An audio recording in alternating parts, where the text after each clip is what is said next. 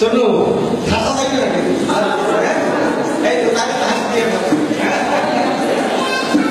আমি সিম্পল একটা যোগ বলবো এখন এখানে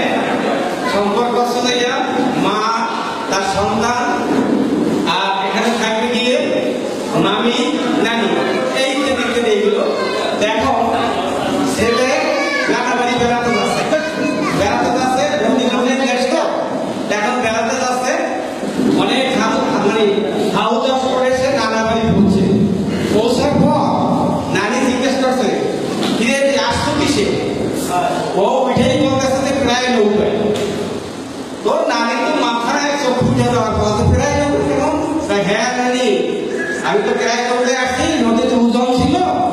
ওই মাঝি আমার গুণ লইয়া উপর থেকে গুণ নদীটা পেয়ে গেছি এতে প্রায় নৌকায় বেশ ভালো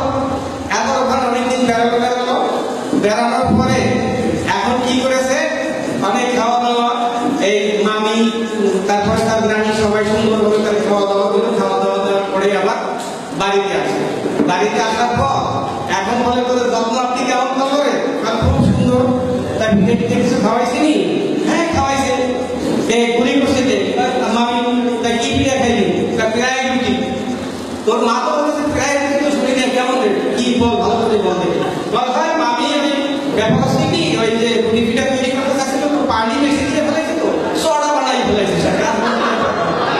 প্রায় রুটি বেশ ভালো কথা প্রায় রুটি যখন খাইছে খুব সুন্দর এখন তোর তো অনেক ভয় তুই একা ঘুমাইতে পারো না মাটিতে তো ঘুমাইতে পারো না ঘুমাইছিস ভাই মা প্রায় থাকে তারপরে এটা আবার কেমন কথা প্রায় থাকে কি হয় ওই খাটের একটা পায়া ভাঙা আছে তো ওই পায়া নিচে ওরা পিছিয়ে ইট দিয়ে এই জন্য প্রায় খাট হয়ে গেছে ভালো কথা প্রায় খাট যদি হয়ে যায় তোর তো ভয় বেশি যদি একা একা থাকতে পারো না তা খাটে নিয়ে ঘুমাইছিল তাই মা প্রায় দিয়েছিল এখন এই কেমন কথা প্রায় দিয়েছিল হয় বলতে কি প্রায় দিয়েছিল দিচ্ছেন মা ওই যে ভালো খাটের পায়া আছে না ওই পায়াটার একটা ছাগল বাংলা